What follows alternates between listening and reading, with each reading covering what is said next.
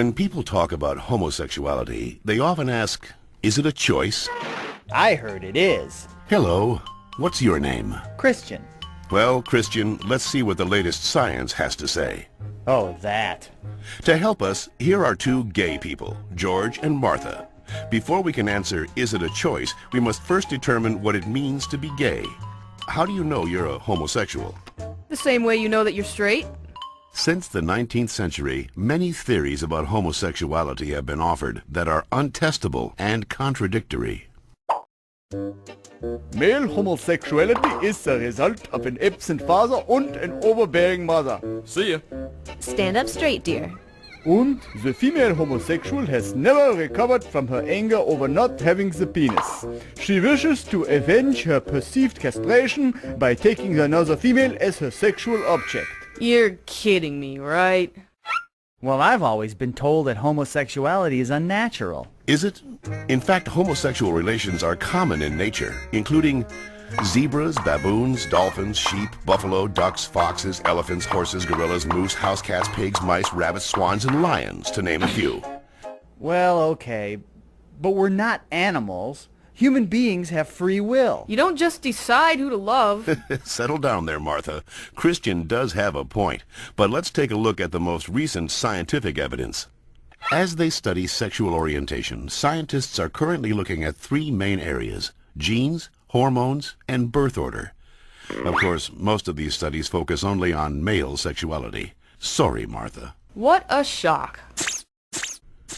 Let's first look at studies of identical twins. Hi. When one identical twin is a gay man, the other twin is gay up to 70% of the time, far higher than would occur if genes played no role. In fact, these studies show that genes play a greater role in determining sexual orientation than they do in whether or not you're right or left-handed. And we don't punish the left-handed.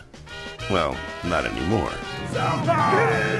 Let's get it! Scientists have recently noticed a striking statistical phenomenon.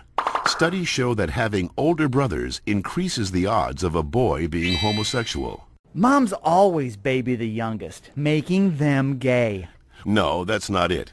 When a woman is pregnant with a boy, scientists are realizing that her female body often sees the male fetus as a foreign object and begins to produce antibodies against it. The more boys a woman has, the more adept her body becomes at feminizing the fetus, which may explain why with every successive boy, the odds that he will be gay go up significantly. All right, maybe you all accept it, but what about those people who started out gay and say they became straight by discovering God? What about ex-gay ministries? Even so-called ex-gay ministries don't claim to change a person's inner sexual desires, just his or her sexual conduct. We're still gay. If these places really work, why don't they all use the same technique? Why does each ministry experiment its own way? Well, And why have so many members and leaders recanted earlier claims that they were changed? maybe these programs don't work for everyone, but what's the harm? How about the feelings of shame and guilt they instill and reinforce in their victims? Or the money, energy, and time they sap from people who have nothing wrong with them? Says you. Well, in point of fact, not just George says that, Christian.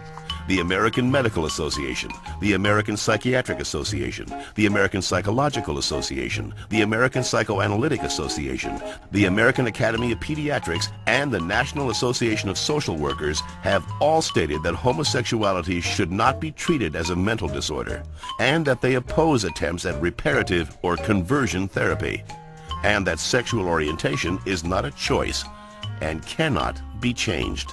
So that's it.